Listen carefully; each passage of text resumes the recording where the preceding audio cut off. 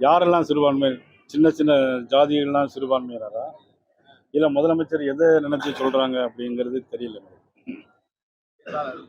ஒன்று சொல்றேன், இந்த வாக்காளர் கணக்கெடுப்புங்கிறது இன்னைக்கு நேற்று நடக்கக்கூடிய விஷயமே கிடையாது.